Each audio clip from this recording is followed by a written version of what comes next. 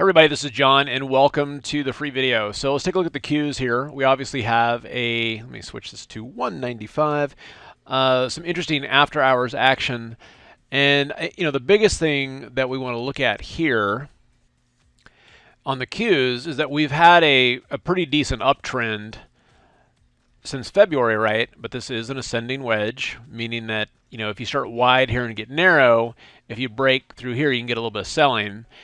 Now, you can see after hours, we're at 109.33. So at that point, we had opened up a little bit below it. The question is that, is that enough to kind of trip something, or is that just suck in the shorts and rip it higher? So after hours, we've got Google down, we've got Microsoft down. Not huge. I mean, they're all down kind of within or close to the expected move. So it's not huge, but it's not the, the reprieve, I would say, that anybody that was a Super Bowl was hoping for. And so the question is how does this market kind of shake it off in the morning?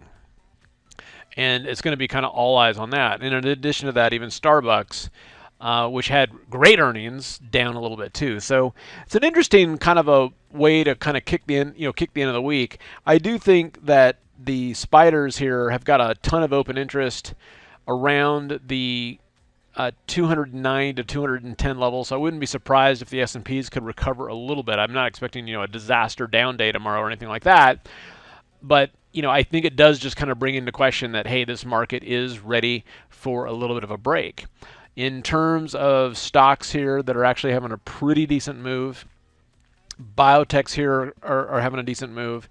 But Chipotle's is having a tough time, and in fact, this is turning into a very, very bearish pattern. I mean, gosh, head and shoulders top, and this just to me is looking like a disaster, and you've got a squeeze setting up. So I do like the idea here that if the market's going to take a little bit of a breather, instead of shorting strong stocks, because there are a lot of strong stocks that are out there, is finding and this is nothing against Chipotle, but it's just the stock chart is kind of very, very much a disaster. With this pattern, that implies a move back to like $407. So that's one that I like quite a bit.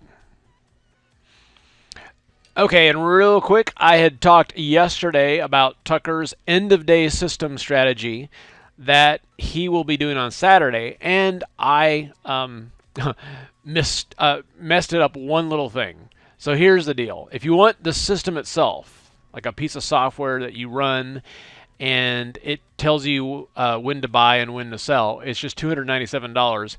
If you want to get the class that explains it, plus free access for a month to the scanner, it's just $497. Okay, so hopefully that makes more sense. So again, you can actually just buy the system for $297, or you can get the system plus a Saturday class plus a month access to the scanner for $497.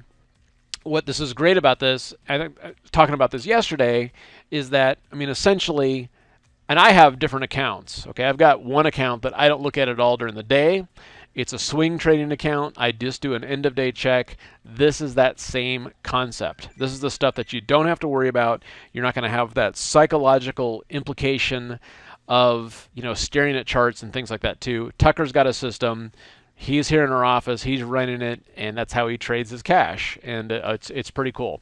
So anyway, that's what it is, simplerstocks.com/trend, and there you go. You guys have a good one, and we'll see you at the next update.